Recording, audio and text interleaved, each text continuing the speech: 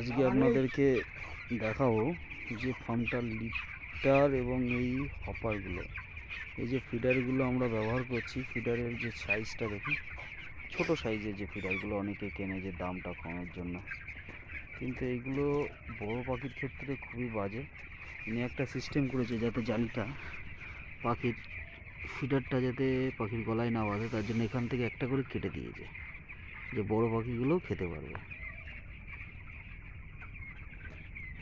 কিন্তু এটা আমি বলবো এটা না করার, কারণ এটা পাখির খাবারটা খুব বেশি পরিমাণে নষ্ট করে, খুব বেশি পরিমাণে খাবারটা নষ্ট করে এবং খাবারের সাফিসিয়েন্ট পায় না। আমাকে উঁচু উঁচু করে খাবার দিতে হয়, এই একটা জিনিস।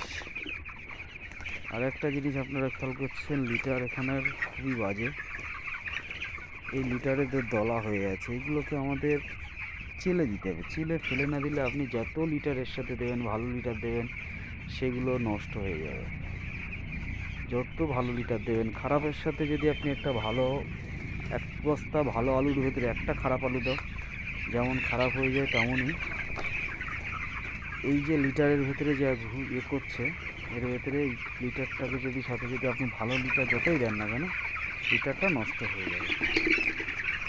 লিটারটা এমনভাবে রাখতে হবে যেন লিটার যেন না ওড়ে, প্লাস লিটারটা যেন, এই যে লিটারটা আছে সুন্দর লিটার আছে, খুব সুন্দর, কিন্তু হালকা লিটারটা দেওয়া আছে। এই লিটারগুলো খেয়াল রাখতে হবে। মাকড়সার জাল আছে, মাকড়সার জালগুলোকে খেয়াল রাখতে হবে। প্রচুর মাকড়সার জাল আছে, এগুলোর উপরে খেয়াল রাখতে হবে। খাবারের পত্র, জলের পত্র পরিষ্কার রাখতে হবে। এই বেসিক ম্যানেজমেন্টগুলো যদি আমরা ভালোভাবে পালন করি, পাখি এমনি ভালো। পাখির মেডিসিনে পাখি চাষ হয় না, পাখি চাষ হয় ম্যানেজমেন্টের ওপরে। আপনার যত ভালো ম্যানেজমেন্ট করবেন, ম্যানেজমেন্ট বলতে আমরা কী বুঝি? ম্যানেজমেন্ট বলতে আমাদের খাবারের জায়গাটা পরিষ্কার রাখতে হবে, খাবারটা আমরা বারে বারে দিতে হবে। জলের জায়গাটা পরিষ্কার রাখতে হবে, জলটা আমাকে দিনে অন্তত 4 বার জল শোধন করা উচিত।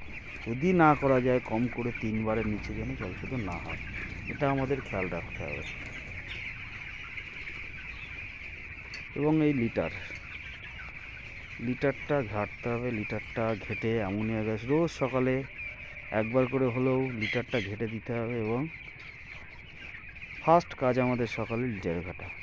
লিটারটা ঘাঁটো, তারপরে জলের পত্র পরিষ্কার করো, খাবারের পত্র পরিষ্কার করো, তারপরে খাওয়ার জল দাও।